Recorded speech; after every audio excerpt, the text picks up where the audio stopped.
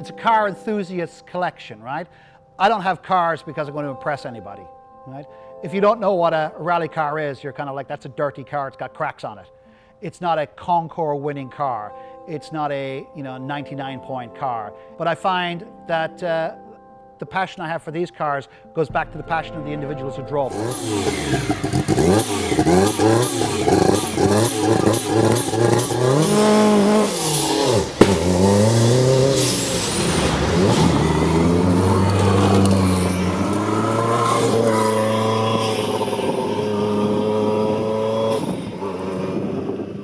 I've been blessed. I came to America June 6, 1984 with 26 bucks. And I worked really hard, and I've been very, very blessed. I've been very lucky. Luck is an important part of it, but luck is only luck if you don't take advantage of it. So if you take advantage of luck, it becomes opportunity, and then opportunity leads to a career. And I've been very, very lucky to have a couple of successful careers, and that's enabled me to indulge my passion for automobiles.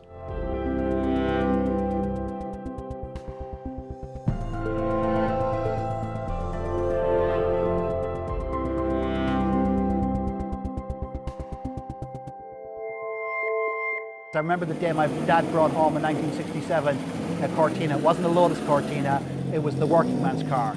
And in 1967 he brought home a Cortina, and it was the first car my father ever bought new. And I was 4 years old, and the excitement my father had to show the family this new car he got. And it was the first new car my father had ever bought. And I still remember the pride he had when he drove the car and when he brought the car home.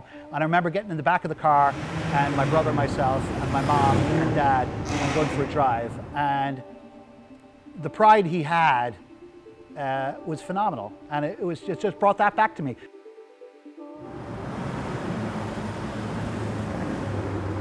It's vinyl interior, but the smell of the vinyl and the smell of the gasoline took me right back to 1967 and my dad driving. I have the same, no, it's not the same car, it's the Lotus version of it, so it's the sporty version or the racing version. But to own the same car as what my dad had in 1967, and it was his first new car, it meant a lot to me.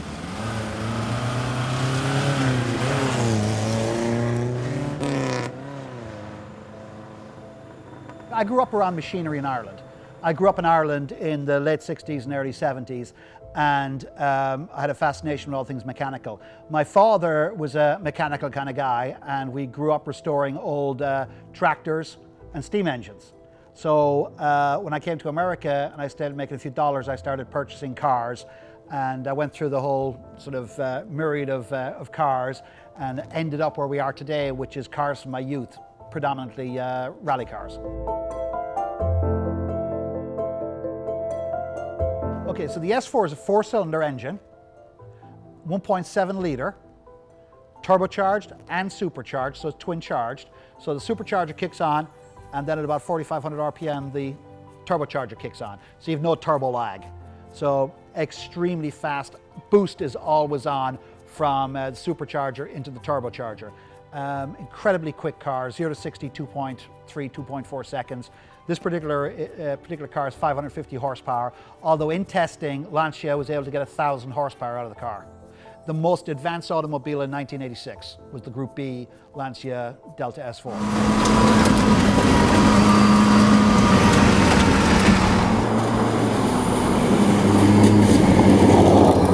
It's all-consuming. You can think of nothing else. The vibration in the car, and then as you're driving along and you're whipping around a corner, it suddenly occurs to you that you're sitting on the fuel tanks. So that'll wake you up, right? So it's pure focus. You got to absolutely stay on top of the car. The car will get away from you if you're not careful. It's a 4-wheel drive car, but it's still very squirrely. And light steering, and if you're not 100% focused on what you're doing, you'll end up in trouble.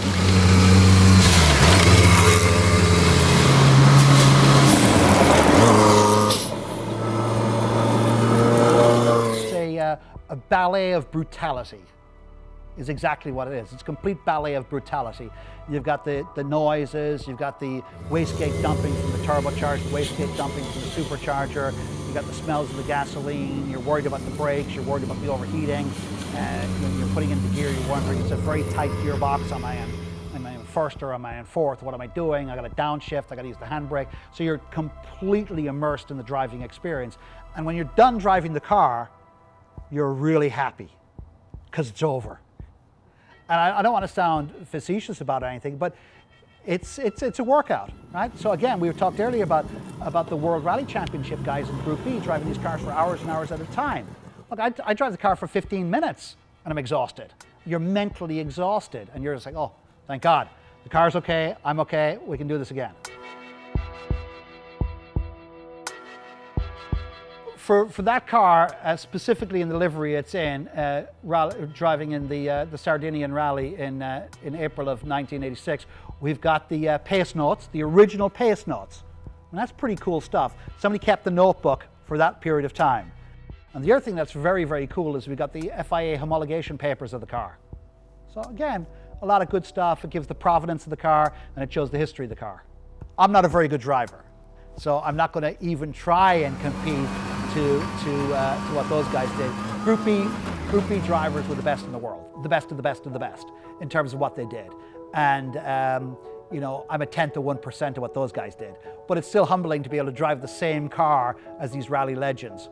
And again, to be able to show the cars, drive the cars, and get a wider audience for these cars, I think is honoring the Group B era.